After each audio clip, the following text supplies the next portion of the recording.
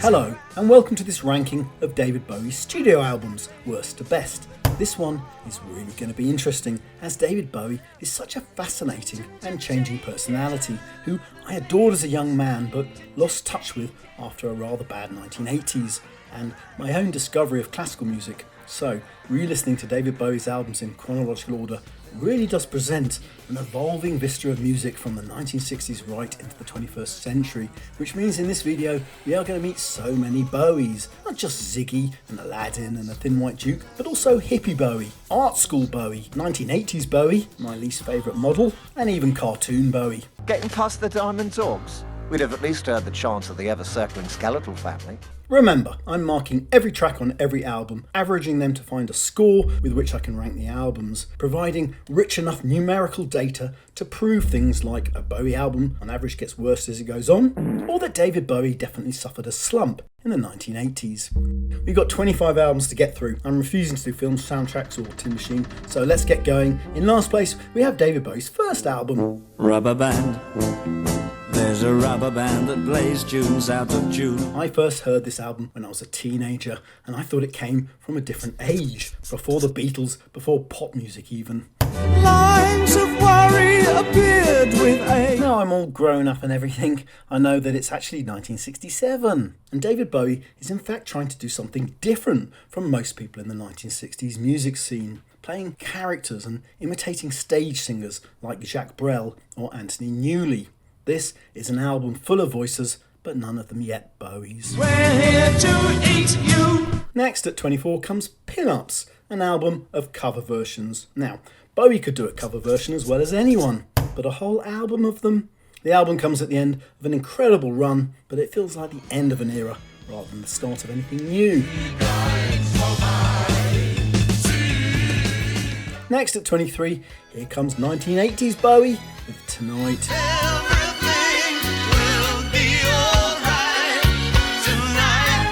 This album was part of the reason I lost touch with David Bowie way back. I'd really got into him in the 1970s, and the release of Scary Monsters Super Creeps reinforced that love, but then came 80s Bowie and a bunch of insipid pop music, and I didn't really like that much. And it got worse with this album. This was the one that really switched me off David Bowie. But I have to say, making this video has been an amazing voyage of rediscovery for me, as I've discovered how well Bowie recovered after that slump, producing a number of albums far better than this one, as we will discover.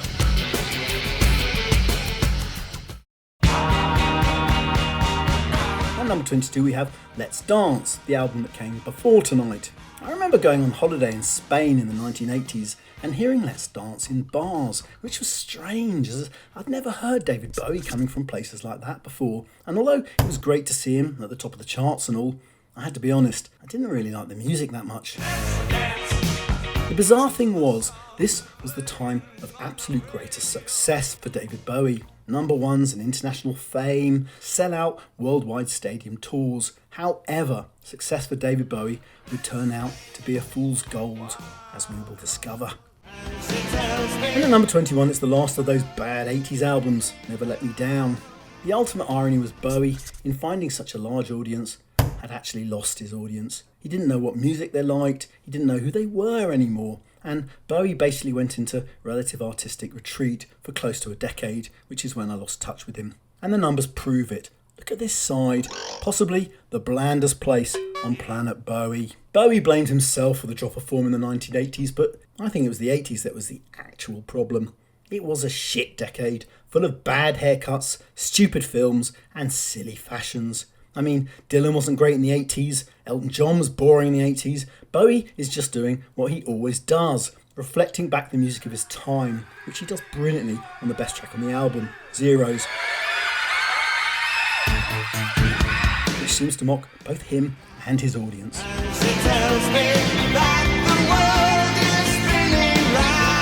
Next up at number 20 comes Hours, delivered with what must be the worst Bowie album cover ever. It looks like a brochure for a really strange Icelandic hotel.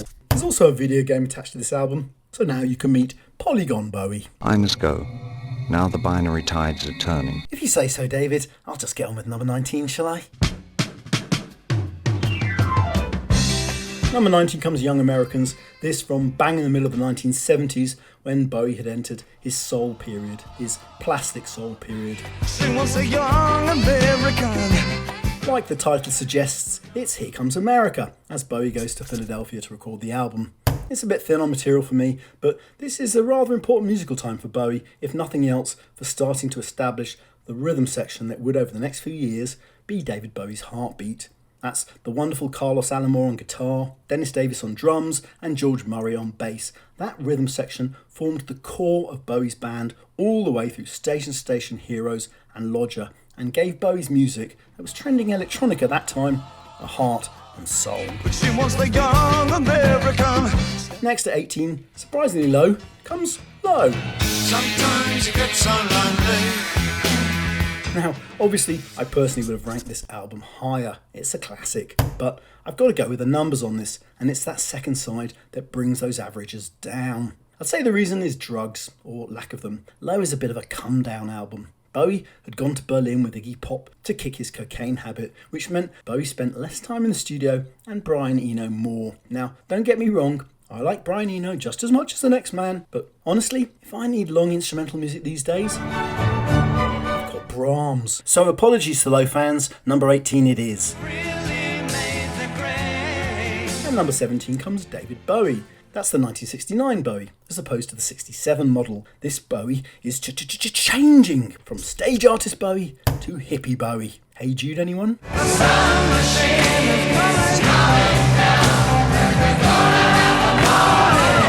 Space Oddity is obviously the star track on the album, to the extent that the album's become known as Space Oddity, even though it's actually just called David Bowie. Tony Visconti, who over the years is Bowie's closest collaborator, claimed he never liked the vocals on this track, as they were trying to sound like John Lennon or Simon & Garfunkel, which is odd for me because on this track it's the first time I really hear that authentic Bowie voice. And I'm floating in the most peculiar way.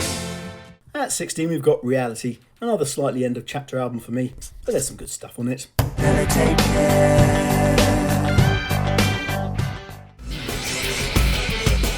Number 15 is Outside, a really terrific album, which in marking terms suffers from low syndrome, in that there's a few weaker tracks that just bring the average down. And I'm sorry, but those talky bits go a bit art school Bowie for me. But I've been having a midi-life crisis. There's a story attached to the album, but you don't really follow it, so sorry. Number 14, Heroes, a great album that would automatically make my top 10 Bowie albums, but I'm a slave to the numbers, and once again, it's that underwhelming side B that brings the average down, V2 Schneider aside, which still sounds great today.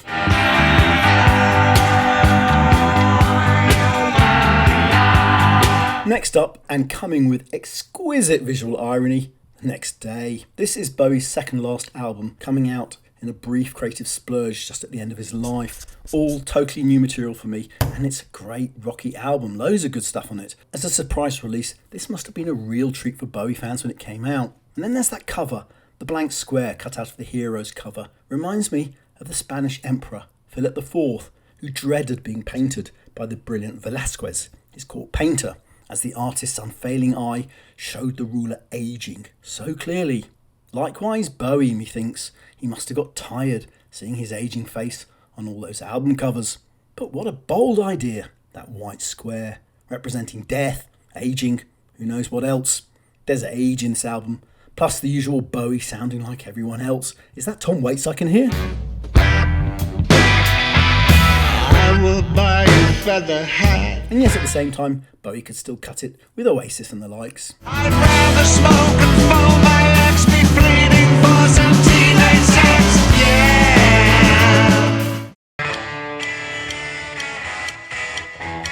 And number 12 comes for me, a surprisingly high place for Diamond Dogs. Not one of my favourite albums when I was young, but you know what? There's a lot of good tracks on it. There's the occasional gush from Art College Bowie.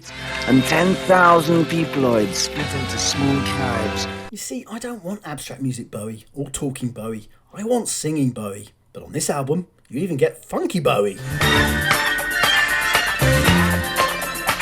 The album may suffer a bit from Bowie overstretch. He's produced it himself and played all the guitar. The guitar work in particular would be sharper with a Mick Ronson or a Robert Fripp. So, lots and lots of Bowie, raising the question, can you have too much Bowie? Apparently you could from the album cover, which had to be changed to protect the sensibilities of our poor American cousins for their version. Hot tramp, I love you so. At number 11 we have another late David Bowie album that was a real pleasure to discover. Heathen. Great cover, great album. It really feels like Bowie's doing what he wants to do and not trying to please anyone else.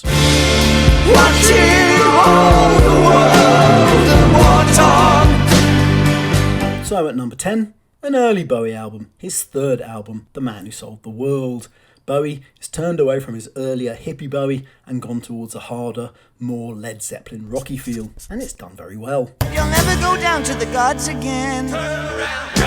Plus you get a bona fide hit as well, Man Who Sold the World, which Lulu re-recorded in 1974 and got to number 3 in the charts. With the man who sold the world. Next up we have a draw between Earthling and Lodger, and I decided right at the start to keep everything objective and numeric and scientific. So in the case of a tie, I would go with the album that had more tracks on it, because Bowie can sometimes be a little bit thin on material. And Earthling has 9 tracks and Lodger 10, meaning Earthling comes here at number 9. Again, one of those late Bowie albums that really surprised me. This drum and bass prodigy style music, it's not normally my cup of tea, but boy, he brings it off really well. It's a very English album. It's the cover, it's the clothes, it's the title of some of the songs. I'm afraid of Americans. It's also the voice he's singing in, that London Bowie we haven't heard since Scary Monsters, really. Okay, next up comes a rather high Lodger. It's a good, solid album, especially the first half. Gets a bit weaker as it goes on, often a problem for me with Bowie albums. But then, best foot forward and all. And we never get old. Next at number 7, Black Tie, White Noise, which is the album that kicked off the Bowie revival I missed in the 1990s. It came after a 6-year solo creative hiatus in the 80s. David, he's met Imam, he's happy, in love, and you can hear it in the music.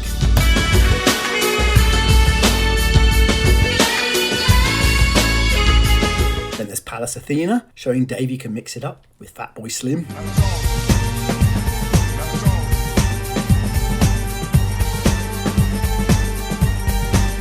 And is this Talking Heads making appearances? Bowie is often accused of being a musical magpie, someone that steals other people's ideas. Yes, he does take in other ideas, but he pulls them through the Bowie DNA, so it comes out in David Bowie form, which means his music is really fascinating to listen to. And you get that a lot with this album. You feel a lot of other music in it, Marvin Gaye, all sorts of things. It's a great, warm, generous album. What's going on? At number 6 we have Black Star, Bowie's final album. Black Star is the end of Bowie. Perhaps it's the cancer that killed him. And what an impressive way to go, turning your own death into a work of art. Check out Lazarus. It's funny, Lazarus coming back from the dead. You can imagine Bowie's wry humour, thinking of his fans, hearing these sounds coming from beyond the grave. Look up here, I'm in heaven. It's funny, Lazarus coming back from the dead. You can imagine Bowie's wry humour, thinking of his fans, hearing these sounds coming from beyond the grave. I'm so high it makes my brain whirl. My favourite track? Tis Pity She's a Whore. How did Bowie come up with something so vibrant and harmonically colourful and alive at such a point in his life? Maybe he was on some really good meds.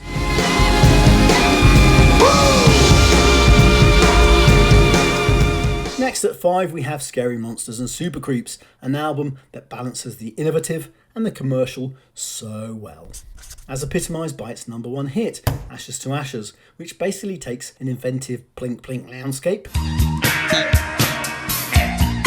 adds a brilliant melody, and you've got a number 1 hit, which still feels different from most other number 1s. Ashes to ash and fun to fuck it. And in this Teenage Wildlife, his wonderful poke at the emerging new romantic pop scene around him. Bowie unaware perhaps of the irony that in a few years he's going to become another piece of Teenage Wildlife himself.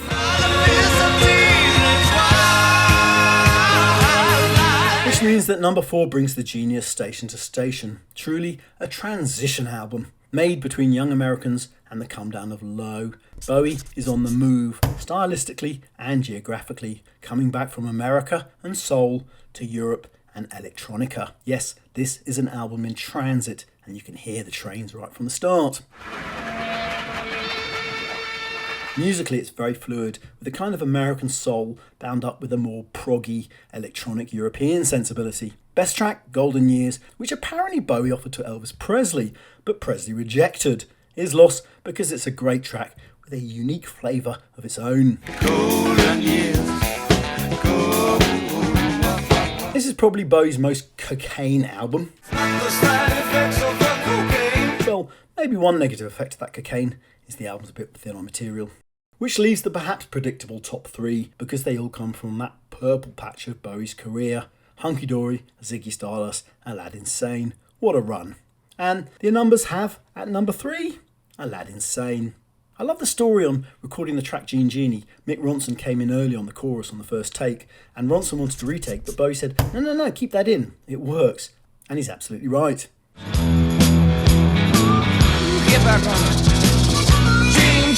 Again, for those old enough to appreciate, side A is stronger than side B, but still lots of good stuff. So, what's next? Well, I have a bit of a story for you. 2 albums left, Ziggy Stardust and Hunky Dory. I plugged in the numbers, and guess what? They came out exactly the same. I joke not. But I've got my backup system, which is number of tracks.